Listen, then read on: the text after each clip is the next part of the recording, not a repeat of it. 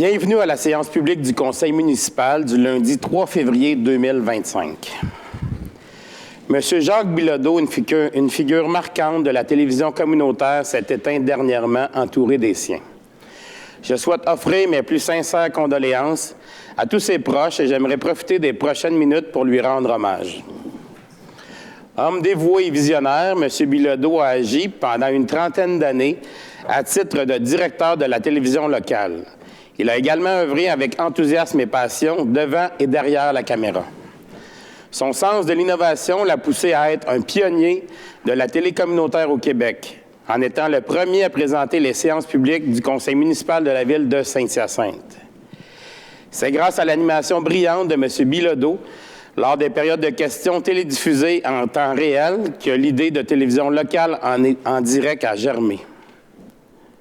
Par son amour des médias locaux et surtout des Mascoutins, il a su marquer notre histoire médiatique et télévisuelle. C'est avec fierté qu'il a laissé un héritage précieux, soit une télévision faite par des Mascoutins et des Mascoutaines pour des Mascoutins et des Mascoutaines. J'espère que nous saurons à notre tour porter cet héritage et le faire fructifier pour les générations futures. J'aimerais terminer cet hommage en remerciant chaleureusement l'équipe de Cogeco qui a pris le relais de la diffusion des séances publiques au cours des dernières années. Son engagement et son implication permettent d'encourager la participation citoyenne, gardant ainsi la vie démocratique à Saint-Hyacinthe bien vivante. Je continue sur le même sujet de la vie démocratique.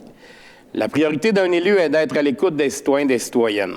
Être à l'écoute, c'est comprendre les préoccupations, y répondre avec ouverture et proposer des solutions constructives. En tant que maire et au nom de l'ensemble des membres du conseil municipal, je tiens à réaffirmer notre engagement envers cet échange essentiel avec la population. Nos séances publiques sont un espace de dialogue où chaque citoyenne et citoyen a le droit de s'exprimer. C'est pourquoi nous offrons 2 périodes de questions à chaque séance du conseil, parce que nous voulons vous entendre. À ceux et celles qui hésitent encore à prendre la parole, je vous encourage vivement à le faire. Vos idées, vos préoccupations et même vos désaccords sont précieux. Nos décisions ne sont pas toujours à l'unanimité et c'est normal. Ce sont les perspectives variées qui nourrissent la réflexion et qui, parfois, nous amènent à ajuster notre vision. Le respect et la civilité sont au cœur de nos échanges. Si à l'occasion un élu, à titre personnel, s'écarte de ses principes, sachez que cela ne reflète pas la position du Conseil dans son ensemble.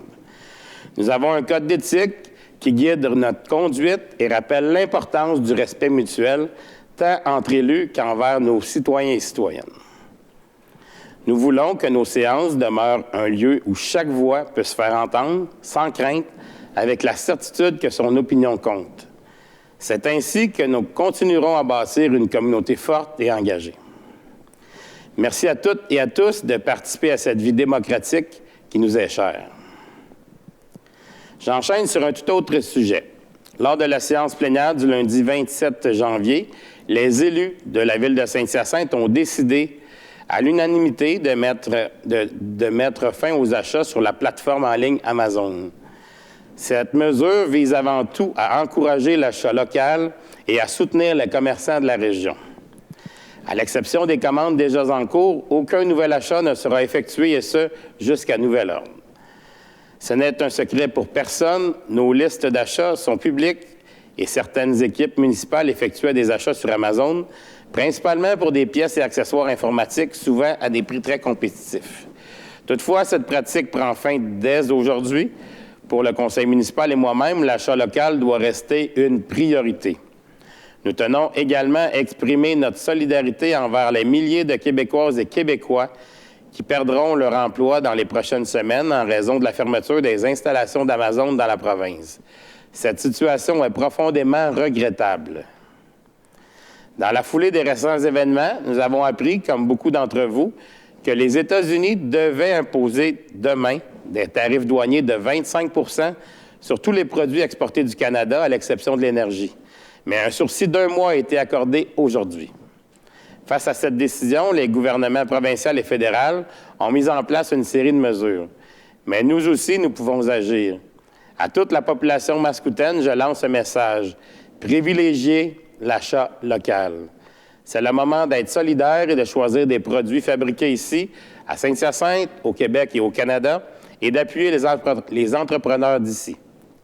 Prenez le temps de lire les étiquettes et de vous informer. Il existe des ressources en ligne pour identifier les alternatives canadiennes aux produits américains. De notre côté, nous restons attentifs à la situation et nous nous engageons à faire notre part pour soutenir notre économie locale. C'est le moment de nous unir et de faire preuve de solidarité pour traverser cette période avec force et résilience. Dans un autre ordre d'idées, la semaine dernière, nous avons débuté la première phase du plus important projet de l'année inscrit à notre plan quinquennal d'immobilisation PQI 2025.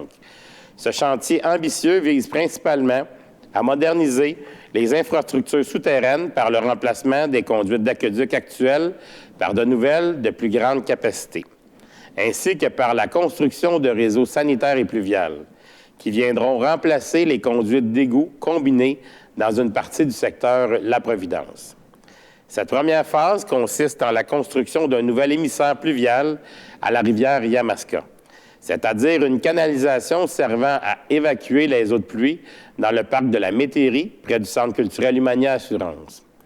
Ces travaux doivent impérativement être réalisés avant le 28 février afin de respecter les exigences gouvernementales et de minimiser les impacts sur le milieu aquatique. Pour assurer la sécurité et la faisabilité des interventions, un déboisement ciblé de la berge sur une certaine largeur s'est avéré nécessaire. Ces opérations en bordure de la rivière, supervisées par la firme Génie Pur, ont été menées conformément aux autorisations du ministère de l'Environnement, de la lutte contre les changements climatiques, de la faune et des parcs, tant pour le déboisement que pour le réaménagement des berges qui sera effectué un peu plus tard. À terme, de nombreux arbres seront remplacés dans le parc de la Métairie, ce qui permettra d'augmenter la canopée sur le territoire. Seront replantés, j'ai dit remplacés, mais seront replantés dans le parc de la Métairie. À noter que cette phase de travaux n'entraîne aucune perturbation pour les citoyennes et les citoyens du secteur de la Providence et les usagers de la route. Les travaux de reconstruction des infrastructures souterraines devraient débuter, quant à eux, au début du mois d'avril. Ils se dérouleront par phase afin de réduire au maximum les inconvénients pour les résidents et les résidentes, les commerçants, les piétons, les cyclistes et les automobilistes. Au cours des prochaines semaines, la Ville informera les citoyens et citoyennes des détours et des fermetures de rues à venir à l'aide de ses outils de communication habituels, incluant les réseaux sociaux, son site Internet et des avis aux résidents. Ce projet s'inscrit dans notre volonté de bâtir une ville durable, respectueuse de l'environnement et bien préparée pour l'avenir. Les travaux de réfection des infrastructures municipales peuvent parfois sembler abstraits, mais ils sont essentiels pour l'atteinte de nos objectifs. Ils permettent de réduire l'apport d'eau de ruissellement au réseau sanitaire, de limiter les rejets à l'environnement et, par conséquent, d'alléger la charge à notre usine d'épuration. C'est l'ensemble des petits gestes qui, réunis, créent un impact significatif. J'enchaîne avec de bonnes nouvelles. Récemment, j'ai eu le plaisir d'apprendre que le marché immobilier mascoutin s'est distingué en 2024, affichant une effervescence supérieure à la moyenne provinciale.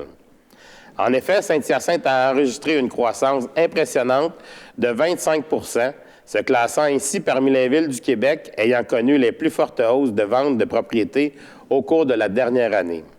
Ces données ont été rendues disponibles par l'Association professionnelle des courtiers immobiliers du Québec. Après quelques années au ralenti, cette reprise est une excellente nouvelle pour notre ville. De plus, pour la première fois depuis 2022, le bilan annuel de la construction à Saint-Hyacinthe affiche une belle progression, notamment en ce qui concerne la création de nouveaux logements.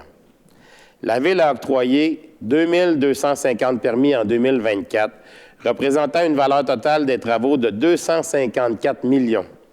Parmi ces réalisations, on compte la construction de 621 nouvelles unités de logement, une augmentation impressionnante de 187,5 % par rapport à 2023.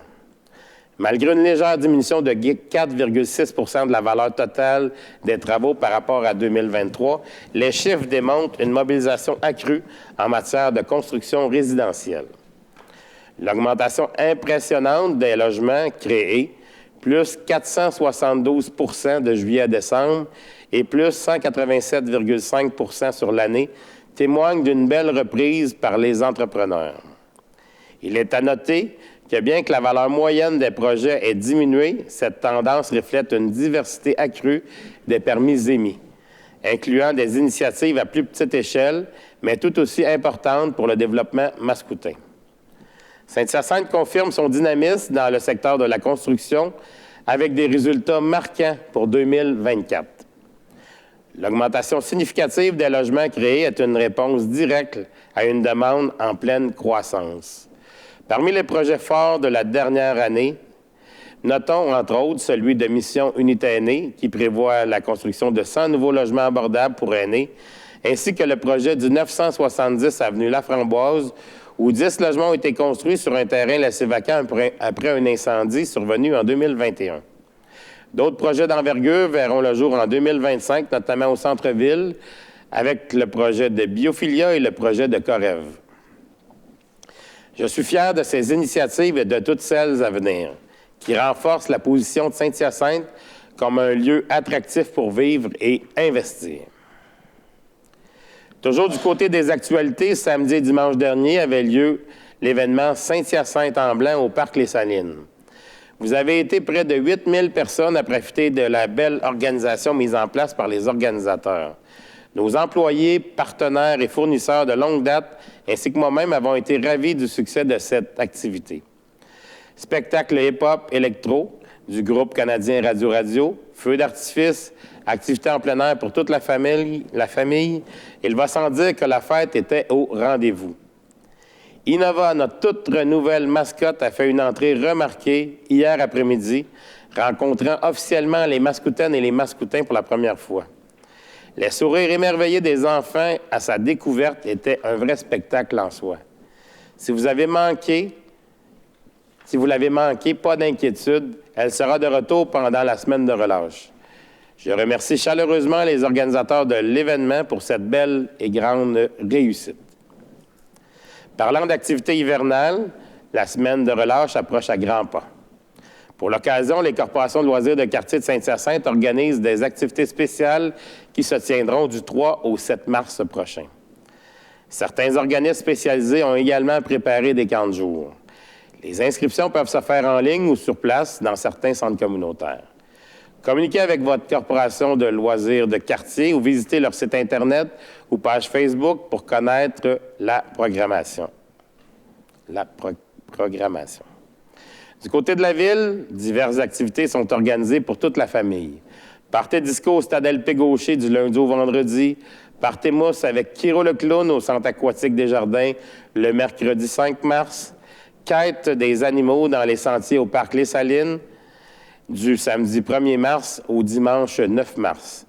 Il y en a vraiment pour tous les goûts. Vous pouvez aussi visiter le site Internet de la Ville de Saint-Hyacinthe pour tous les détails. Pour finir, comme vous le voyez certainement, les membres du Conseil portent une épinglette du ruban vert et blanc en soutien aux jeunes dans leur effort vers la réussite scolaire. En effet, du 10 au 14 février prochain se tiendront les Journées de la persévérance scolaire. En participant à ce mouvement, nous formons une équipe déterminée à offrir aux jeunes générations les outils nécessaires pour s'épanouir et contribuer positivement à notre société. Encourageons tous les élèves de notre ville à continuer à rêver, à apprendre et à grandir.